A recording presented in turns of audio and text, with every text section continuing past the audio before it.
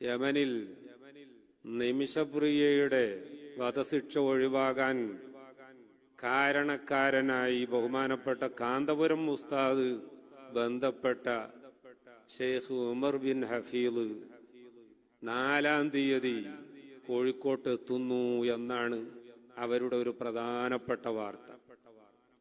അതുമായി ബന്ധപ്പെട്ട് എന്തെങ്കിലും കമന്റ് കൂടി പറയുന്നോ എന്ന് ഞാൻ നോക്കി. അപ്പോഴാണ് ബഹുമാനപ്പെട്ട കാന്തപുരം ഉസ്താദ് പറയുന്നതായി അവരെഴുതി കാണിക്കുന്നത്, ലോകത്ത് ഏറ്റവും കൂടുതൽ അഫ്വിനെപ്പറ്റി അഥവാ മറ്റുള്ളവർക്ക് മാപ്പ് കൊടുക്കുന്നതിനെപ്പറ്റി സംസാരിച്ച ഏറ്റവും വലിയ ലോക നേതാവായ മുഹമ്മദുർ റസൂലുള്ളാഹി സ്വല്ലല്ലാഹു അലൈഹി വസല്ലമ തങ്ങളുടെ ആ മാർഗനിർദ്ദേശം അനുസരിച്ചുകൊണ്ടാണ് ഈ പറയപ്പെട്ട കേസിൽ മാപ്പ് കൊടുക്കാൻ വേണ്ടി ഇടപെട്ടത് എന്നുകൂടി ബഹുമാനപ്പെട്ട ഉസ്താദ് അവറുകൾ പറയുകയുണ്ടായി. ബഹുമാനപ്പെട്ട ശൈഖുന ഉസ്താദ് അവറുകളുടെ ഈ അങ്ങേ അറ്റത്തെ പരിശ്രമം അഥവാ സുന്നത്തി ജമാഅത്ത് ഇവിടെ അജയ്യമായി നിലനിൽക്കണം എന്ന ആ വലിയ ലക്ഷ്യത്തിന് വേണ്ടിയുള്ള പ്രവർത്തനം കാരണമായി അൽഹംദുലില്ലാഹ് ജാമിയ മർക്കസു സഖാഫത്തി സുന്നിയയുണ്ടായി. 10,000-കണക്കിന് സഖാഫി സഹോദരന്മാരുണ്ടായി.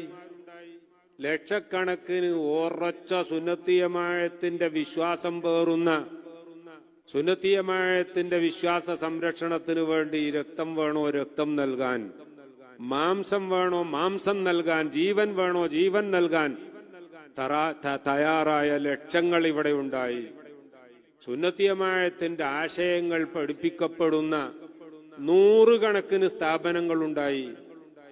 ആ സ്ഥാപനങ്ങളുടെ കൂട്ടത്തിൽ അൽഹംദുലില്ലാഹ് ഈ നോളജ് സിറ്റിയും ജാമിഉൽ ഫുതൂഹും അടക്കമുള്ള ലോകത്ത് തന്നെ പ്രത്യേകം അടയാളപ്പെടുത്തപ്പെടേണ്ട ലാൻഡ്മാർക്ക് സ്ഥാപനങ്ങൾ ഈ നാട്ടിലുണ്ടായി.